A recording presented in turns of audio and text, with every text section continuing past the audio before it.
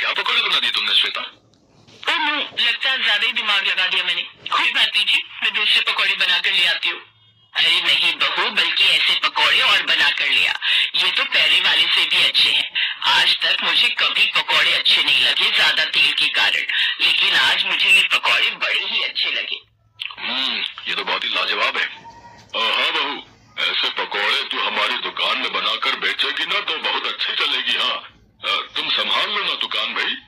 दुकान तो मैं संभाल लूंगी बाबूजी, लेकिन इतने सारे लोगों के लिए भट्टी के पास बैठकर पकौड़े बनाने का काम कैसे करूंगी मैं? अरे स्टाफ भी तो है ना हमारे पास, तुम बस पकौड़े का मसाला बनाकर तैयार कर दो, बाकी अपना नौकर है ना बबलू, वो सब संभाल लेगा। ये सुनकर अब श्वेता खुश हो गई, क्योंकि उसे अब रसोई से निकलकर बिजनेस करने का जो मौका मिल रहा था। ये खुशखबरी वो फोन कर अपनी सहेली प्रीति को सुनाती है। ये तो बड़ी अच्छी बात है श्वेता, नहीं तो मुझे तो लगा था तेरी उम्र इस चूल्हे चौके में बीत जाएगी। वैसे दुकान में तो पकौड़े तलेगी। अबे चुप कर, खान मार्केट में पिछले 20 साल से दुकान है हमारी, वो भी लाखों की, और स्टाफ भी है। मुझे तो बस मसाला बनाना है, समझी? अगले दिन से श्वेता अपनी दुकान पर जाना शुरू कर देती है और दुकान की रसोई में जाकर बड़ी सी कढ़ाई में पकौड़े के लिए मसाला बनाकर तैयार कर लेती है। अरे भाभी, ये तो कच्चे आलू का ही मसाला बना डाला, पहले इनको उबालिए तो। चुप कर तू, अब तू मुझे सिखाएगा क्या? चल जा और बाहर जाकर तेल गरम कर। हाय, मेरे हाथ के कच्चे आलू के पकौड़े ना बस ग्राहकों को भी पसंद आ जाए, फिर तो सच में मजा ही आ जाएगा। क्या पता फिर मुझे मास्टर शेफ का इनविटेशन ही आ जाए। श्वेता इन सब सपनों में खोई हुई थी कि तभी उसका सारा मसाला जलकर खराब हो जाता है। भाभी, सारा मसाला जल गया। ओह नो, ये तो जल गया। कोई नहीं, मैं जल्दी से फिर से तैयार कर देती हूँ। कच्चे आलू ही तो हैं, कौन सा टाइम लगेगा। कुछ देर बाद कच्चे आलू के पकौड़े तलकर तैयार हो जाते हैं और ग्राहक आना शुरू कर देते हैं। ये लीजिए मैडम, आज हमने कुछ अलग तरह के पकौड़े तैयार किए हैं, इन्हें खाकर देखिए, आपको बड़े पसंद आएंगे। ऐसी बात है तो फिर तो जल्दी से दो। वाह अमित भाई, इसमें तो कमाल का स्वाद है। ऐसा कीजिए, कुछ और पकौड़े मेरे लिए पैक कर दो। इसी तरह और भी ग्राहकों को उनके हाथ के पकौड़े बड़े पसंद आते हैं और उनके कच्चे आलू के पकौड़ों की वजह से दुकान अच्छी चल पड़ती है। भाई वाह, ये पकौड़े तो लाजवाब हैं। कल ना मेरे ऑफिस में एक पार्टी है, तो आप जो है हमारे मैनेजर से बात कर लीजिएगा। अच्छा, वो बता देंगे कि कितने पकौड़े बनवाने हैं, इसकी तारीफ मैं उनसे कर दूंगा। हाँ, धन्यवाद भाई साहब। पहले दिन श्वेता के बनाए हुए कच्चे आलू के पकौड़ों का काम चल पड़ता है। उसे ये सब करते करते 12 बज गए और कुछ समय के लिए दुकान बंद हो जाती है। सुबह 6 बजे से दिन के 1 बजे तक मसाला बनाकर तैयार करके श्वेता थक गई थी। वो थकी हारी घर आती है। आ गई तू, सुबह तैयार होकर तू सीधा दुकान के लिए निकल गई। पता है घर का सारा काम मुझ बुढ़िया को अकेले करना पड़ा। मैं तो अब थक गई। अब तू जा और जाकर दिन का खाना तैयार कर ले, शाम को आगरा वाली बुआ और उनके बच्चे आ रहे हैं। लेकिन माँ जी, लेकिन कुछ नहीं, चल जा, अब जल्दी से जाकर काम कर। बेचारी श्वेता फिर रसोई में जाकर खाना बनाने लगती है। कुछ देर बाद चलो, आज सब सही हुआ, श्वेता बहू ने सब अच्छे से संभाल लिया। आप तो ऐसे बोल रहे हैं जैसे पकौड़े यही बनाती है और तलती है और उसके बाद कस्टमर को पैक करने को भी देती है। ये तो सिर्फ मसाला ही तो बनाती है, इसमें कौन सी इसकी इतनी मेहनत लगती है। माँ, मेहनत तो हर काम में लगती है ना, और आज श्वेता के कारण ही हमें 2 नए ऑर्डर भी मिल गए। फिर सबको खाना खिलाने के बाद चलो श्वेता, अब 4 बजे दुकान खोलने का समय हो जाएगा, ग्राहक आ जाएंगे। अब तुम जल्दी से चलकर कच्चे आलू का मसाला तैयार कर दो, फिर उन्हें बनने में भी टाइम लगेगा। लेकिन अभी तो मैं बर्तन धोकर निपटी हूँ और शाम को मेहमान भी आ रहे हैं। अरे बेटा, वो सब तो बाद में होता रहेगा, चल अब जल्दी से दुकान। एक बार फिर श्वेता दुकान निकल जाती है। कुछ देर बाद ही उसकी सास का फोन उसे आ जाता है। तू भी ना बहू, कितनी बेशर्म है, ये कौन सा तरीका था? तुझे कहा था ना मेहमान आने वाले हैं, चल जल्दी से घर आ। जी माँ जी। अरे बहू, मसाला तैयार कर दो जल्दी से। हे भगवान, ये कौन सी घड़ी में कच्चे आलू के पकौड़े बनाए थे मैंने। श्वेता फिर से एक गली छोड़ अपने घर पहुंच जाती है और खाने की तैयारी करने लगती है। लेकिन तभी अमित का फोन आ जाता है। क्या यार श्वेता, है पड़ोस में घर है तो तुम बार बार दुकान से घर भाग जा रही हो? अरे यार, तुम तो बिल्कुल भी सीरियस नहीं हो यार। अरे मैं खुद के लिए नहीं आई हूँ, मेहमान आने वाले, उन्हीं के लिए खाना बनाने आई थी। बोला ना वो बाद में कर लेना, पहले दुकान में चलकर कच्चे आलू का मसाला बनाकर तैयार कर लो। सारा दिन श्वेता दुकान से घर, घर से दुकान का काम संभालते संभालते बुरी तरह थक गई थी। वो थकी हारी रात को बिस्तर पर लेट जाती है। आधी रात को कोई दरवाजा बजाता है। हे भगवान, इतने भी कस्टमर भेजने के लिए नहीं बोला था मैंने कि रात को भी आराम न मिले? कौन है? मैं हूँ, तेरी सास। बहू, दरवाजा खोल। क्या हुआ माँ जी?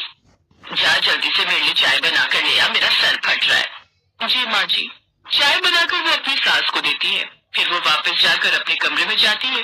फिर सुबह के 5 बजे उसकी सास उसे फिर जगा देती है। उठ जा बहू और जाकर नाश्ता चाय बनाने की तैयारी कर ले, नहीं तो तू फिर से दुकान भाग जाएगी। आंखें मलते हुए वो फिर से रसोई में जाती है। ऐसे तो मैं बीमार पड़ जाऊंगी। घर का काम निपटाने के बाद मुझे दुकान भी जाना है और वहाँ 50-60 लोगों के लिए आलू के पकौड़े भी बनाकर तैयार करने। फिर अगले कुछ दिन तक वो ऐसे ही घर और दुकान भागती रहती। फिर एक दिन, बस पापा जी अब मुझसे नहीं होगा, मैं दुकान और रसोई एक साथ नहीं संभाल सकती। वाह, ये है आजकल की बहुएं। एक हम थे जो एक हाथ में बच्चा और दूसरे से घास काटती थी और घर आकर धान को पीसती भी थी देर रात जाग जाग कर। लो भाई, हम 2 दिन के लिए क्या आए, बहू तो थकी गई, इसे काम भारी लगने लग गया। ऐसी बात नहीं है ननद जी, और बहू को हम इस घर में रसोई संभालने के लिए ही लाए थे, तो रसोई तो वही संभालेगी। जा बहू, तू पहले घर की रसोई संभाल। नहीं माँ, जब तक कोई अच्छा कुक नहीं मिल जाता, इसे ही दोनों जगह देखना है। अब रसोई से दुकान और दुकान से रसोई संभालते संभालते श्वेता बुरी तरह थक गई और एक दिन तो वो बेहोश हो गई। अगर इन्हें इंजन समझकर काम लोगे ना, तो ये जल्द ही बीमार पड़ जाएंगी। और बात तो ठीक है, लेकिन फिर दुकान। कुछ देर बाद श्वेता को होश आते हैं, जिसके बाद अमित कहता है, अपनी रेसिपी को सीक्रेट रखकर कोई फायदा नहीं है। ऐसे तो मैं एक दिन अपनी बीवी को ही खो दूंगा। नहीं नहीं, मुझे ऐसे भगवान के घर नहीं जाना। अब हम अपनी दुकान के स्टाफ को ही ये रेसिपी बता देंगे, और अब वो भी अच्छे से कच्चे आलू के पकौड़े बना लेंगे। ठीक कहता है तू, हमने भी तुझसे कुछ ज्यादा ही मेहनत करवा ली। अब श्वेता कच्चे आलू के पकौड़ों की रेसिपी अपनी दुकान के भरोसेमंद और कई साल पुराने बबलू को बता देती है, और अब उनकी दुकान भी अच्छे से चलती रहती है। साथ ही श्वेता को अब सिर्फ घर का कामकाज ही देखना पड़ता, लेकिन बीच में समय मिलने पर कभी कभार वो दुकान भी देखने चली जाती।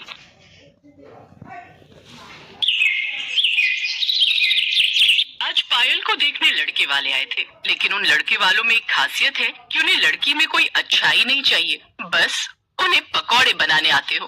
अरे पायल की माँ, जाओ पायल को बोलो कि लड़के वाले आ गए, कुछ चाय नाश्ते का इंतजाम करे। पायल की माँ अंदर गई तो देखा कि पायल पहले से ही चाय नाश्ता बना रही थी। थोड़ी देर बाद पायल चाय नाश्ता लेकर आई। अरे राहुल बेटा, तुम्हें कुछ पायल से बात करनी हो या कुछ पूछना हो तो पूछ सकते हो, बाकी हमें तो बिटिया बहुत पसंद है। माँ आप ही पूछो ना, मैं क्या पूछूं?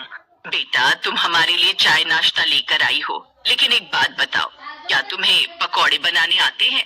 जी, पकौड़े बनाने में कौन सी बड़ी बात है, आपको पहले ही बताना चाहिए था।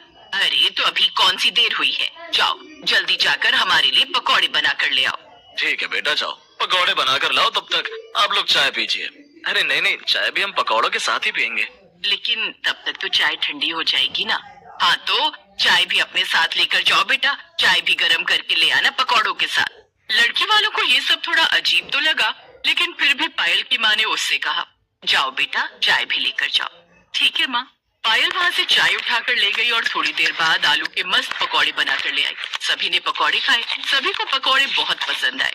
क्या बात है बेटा, तुम्हारे हाथों में तो जादू है, पकौड़े तो बहुत अच्छे बना लेती हो तुम। हमारा परिवार बहुत बड़ा है, हम सभी को पकौड़े खाने का बहुत शौक है, इसके अलावा कोई हमारा बड़ा शौक नहीं है। अगर आप लोगों को ठीक लगे तो रिश्ता पक्का समझे। हाँ, हमारी तरफ से भी रिश्ता पक्का ही समझिए। आप लोगों की इतनी बड़ी कोई मांग भी नहीं है, सिर्फ पकौड़े बनाने आते हो, वो तो हमारी बेटी को आते ही हैं। क्यों बेटा पायल? जी पिताजी। तो इस तरह राहुल की शादी पायल के साथ हो गई। ससुराल में उसकी 2 जेठानियां, 2 जेठ, एक ननद, सास ससुर और राहुल को मिलाकर बहुत बड़ा परिवार था। आज पायल के घर में पहली रसोई थी। बेटा, आज रात तुम्हारी इस घर में पहली रसोई है, हम सबके लिए खाना बना दो। लेकिन सासू माँ, खाने में क्या बनाना है? तभी वहाँ पर पायल की दोनों जेठानियां रानी और मोहिनी आ गई।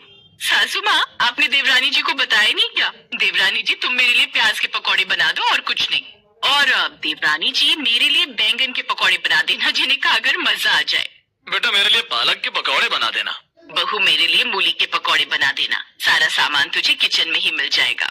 और हम तीनों भाइयों के लिए जो तेरा मन करे उस चीज के पकौड़े बना देना, हम लोगों की कोई डिमांड नहीं है। हाँ, बस पकौड़े होने चाहिए और वो भी स्वादिष्ट। लेकिन भाभी, मेरी तो एक डिमांड बहुत बड़ी रहती है। आपको अपनी छोटी सी प्यारी सी ननद की डिमांड माननी ही पड़ेगी। मेरे लिए आप पनीर के पकौड़े बना देना। लगता है इन लोगों ने कभी जिंदगी में पकौड़े ही नहीं खाए। क्या सोच रही है बहू, तुझे कोई दिक्कत है क्या? नहीं नहीं सासू माँ, कोई दिक्कत नहीं है। मैं बस पूछना चाहती हूँ कि आप लोग चटनी कौन सी लेंगे पकौड़ी के साथ? नहीं नहीं बहू, कोई चटनी वटनी नहीं चाहिए। ठीक है सासू माँ, अभी बनाती हूँ। पायल किचन में गई और पकौड़े बनाने लगी। पहले तो उसे लगा कि पकौड़े जल्दी से बन जाएंगे, लेकिन उसे अलग अलग प्रकार के पकौड़े बनाने थे, इसलिए उसे बहुत टाइम लग गया। किसी को पनीर के पकौड़े खाने थे, तो किसी को पालक के, तो किसी को बैंगन के। इस वजह से उसे तैयारी करने में ही 1 घंटा लग गया। फिर उसके बाद उसने पकौड़े बनाना शुरू किया। अरे बाप रे, इस पकौड़े वाले परिवार ने तो मुझे परेशान करके रख दिया। खैर कोई बात नहीं, आज पहली रसोई है, इसलिए इन लोगों को पकौड़े खाने होंगे। कल से तो खाना ही बनाना होगा। पकौड़े बनाने से आसान तो खाना बनाना ही है मेरे लिए। पायल ने सबकी पसंद के पकौड़े बनाए और सभी को सर्व कर दिए। सभी को पकौड़ों का स्वाद बहुत अच्छा लगा। क्या बात है पायल, तुझे तो पकौड़े बहुत अच्छे बनाने आते। इतने अच्छे अच्छे पकौड़े हम लोग भी नहीं बना पाते। हाँ पायल, बहुत अच्छे पकौड़े बनाए हैं तुमने। अरे देवर जी, हमने जब एक बार तारीफ कर दी तो तुझे तारीफ करने की क्या जरूरत है? आज तेरी सुहागरात है ना, वहाँ जितनी मन करे उतनी तारीफ कर लेना अपनी बीवी की। सभी लोग जोर जोर से हंसने लगे। पहली रसोई की रस्म खत्म हो गई। आज पायल की पहली सुहागरात थी और दोनों लोग अपने कमरे में बैठकर एक दूसरे से प्यार भरी बातें कर रहे थे। आप लोग तो सिर्फ पकौड़े खाकर ही सोने जा रहे हैं, खाना वाना नहीं खाएंगे क्या आप लोग? खाना खाने की क्या जरूरत है पायल, अभी जो हमने खाया वो खाना ही तो था। चलो ये सब छोड़ो, आज हमारी सुहागरात है, प्यार भरी बातें करते हैं। तभी राहुल ने एक जोरदार डकार मारी। बाप रे, इतनी लंबी डकार! लगता है आपने कुछ ज्यादा ही पकौड़े खा लिए हैं। हाँ पायल, इतने स्वादिष्ट पकौड़े मैं आज तक नहीं खा पाया, इसीलिए ज्यादा खा गया शायद। थोड़ी सी वॉक करके आता हूँ, लगता है पेट में गैस बन गई है। राहुल घर के बाहर वॉक करने चला गया। किसी तरह वो रात बीती और सुबह हो गई। सुबह सुबह पायल सभी के लिए चाय बनाकर लाई। सासू माँ, आपने पायल को बताया नहीं कि सुबह सुबह हम लोग अकेले चाय नहीं पीते, चाय के साथ पकौड़े भी तो चाहिए होते हैं। अरे बहू, वो अभी अभी नई बहू बनकर आई है, धीरे धीरे उसे हमारे घर के नियम और कानून पता चल जाएंगे। बहू, सिर्फ चाय में मजा नहीं आएगा, तेरे हाथ के पकौड़े मिल जाते तो मजा आ जाता। हाँ भाभी, पकौड़े बना दो, अगर आप चाहो तो मैं भी आपकी मदद कर देती हूँ। पायल ने फिर से सभी की पसंद के अलग अलग पकौड़े बनाए। तब जाकर उन्होंने चाय और पकौड़े एक साथ खाए। पायल को ज्यादा कुछ समझ में नहीं आ रहा था कि उस घर में आखिर चल क्या रहा है। दोपहर का वक्त था, खाने का टाइम था। तभी पायल अपनी सास के पास आई और उससे बोली, सासू माँ, लंच का टाइम हो गया है, बताइए खाने में आप लोग क्या खाएंगे? बहू, शायद अभी तक तुझे कुछ समझ में नहीं आया। बहू, हम लोग सुबह नाश्ते में भी पकौड़े ही खाते हैं, दोपहर के खाने में भी पकौड़े ही खाते हैं और रात में भी हम लोग पकौड़े ही खाते हैं। पकौड़े के अलावा हमें कुछ खाना पसंद नहीं। लेकिन सासू माँ, हमें कभी कभी खाना भी खाना चाहिए। सिर्फ पकौड़े खाकर तो सबकी तबीयत खराब हो सकती है। बहू, हमने इस घर में तेरी शादी बस इसलिए की है क्योंकि तुझे इतने स्वादिष्ट पकौड़े बनाने आते हैं। इस घर में ना ही तेरी जेठानियों को ढंग के पकौड़े बनाने आते हैं, ना ही तेरी ननद को और ना ही मुझे इतने स्वादिष्ट पकौड़े बनाने आते हैं। इसलिए चुपचाप सभी की पसंद के पकौड़े बना दे, और कुछ बनाने की जरूरत नहीं है। ठीक है सासू माँ, बना देती हूँ। पायल फिर से किचन में गई और सबकी पसंद के अलग अलग प्रकार के पकौड़े बनाने लगी। पकौड़े बनाते बनाते उसकी हालत खराब होने लगी। ऐसे ही दिन बीतते गए और एक दिन सभी के पेट में बहुत तेज दर्द उठा। सभी की तबीयत बहुत ज्यादा खराब हो गई, यहाँ तक कि पायल की भी। राहुल, जल्दी से पापा को फोन कीजिए, वही हमें अस्पताल ले जाएंगे। क्योंकि हम सबकी हालत बहुत खराब है। कौन किसको अस्पताल ले जाएगा भला? हाँ हाँ, तुम बिल्कुल सही कह रही हो, अभी करता हूँ ससुर जी को कॉल। राहुल ने पायल के पिताजी को तुरंत कॉल किया। उसके पिताजी तुरंत आए और सभी को अस्पताल ले गए। डॉक्टर ने सभी का चेकअप किया और उनकी कुछ जांच भी की। रिपोर्ट देखने के बाद डॉक्टर हैरान हो गया। आप सभी के पेट में सड़न पैदा हो गई है, बहुत ही बड़ा इन्फेक्शन हुआ है सभी के पेट में। इतना ज्यादा ऑयली आप लोग खाते हैं, बस सब इसी का परिणाम है। क्या खाते हैं आप लोग खाने में? डॉक्टर साहब, मेरे ससुराल वाले सुबह से लेकर रात तक सिर्फ पकौड़े ही खाते हैं। नाश्ते में भी पकौड़े, लंच में भी पकौड़े, डिनर में भी पकौड़े। कोई रिश्तेदार आ जाए उसको भी पकौड़े ही खिलाते हैं हम लोग। मैंने कई बार इन लोगों से रिक्वेस्ट की कि कुछ और खाइए वरना तबीयत खराब हो सकती है, लेकिन ये लोग नहीं माने। देखिए, बहुत बुरी बात है। अब आप लोगों को कुछ पौष्टिक आहार, हरी सब्जियां, ये सब लेने पड़ेंगे, वरना बहुत बुरा हो सकता है आप लोगों के साथ। अगर आपने पकौड़े खाए तो जो मैं दवा देने चाह रहा हूँ, ये दवाइयाँ भी असर नहीं करेंगी, क्योंकि इम्यूनिटी भी बहुत वीक हो चुकी है आप लोगों की। डॉक्टर साहब, हमें नहीं पता था कि पकौड़े खाने से इतना नुकसान हो सकता है हम लोगों को। सिर्फ आप लोगों की ही नहीं, बल्कि आपकी बहुएं प्रेग्नेंट होंगी तो आने वाली संतान भी स्वस्थ पैदा नहीं होंगी, उसे भी शुरू से बीमारियां पकड़े रहेंगी। मैं तो कहूंगा अगले 6 महीने तक आप लोग पकौड़े को हाथ तक मत लगाना। उसके बाद खाने का मन हो तो कभी कभार खा सकते हो। डॉक्टर साहब, हम आपसे वादा करते हैं कि अब हम लोग कभी पकौड़े नहीं खाएंगे। बस किसी तरह इस बार हम सबको ठीक कर दीजिए। हमने अपनी बहू को भी पकौड़े बनवा बनवा कर बहुत परेशान कर डाला। डॉक्टर साहब ने सभी को ग्लूकोज की ड्रिप चढ़ा दी। 2 दिन सभी को एडमिट रखा। 2 दिन बाद वो लोग अपने घर आ गए और उस दिन के बाद सभी ने मिलजुल कर पौष्टिक खाना बनाना शुरू कर दिया और पकौड़े खाने हमेशा हमेशा के लिए बंद कर दिए।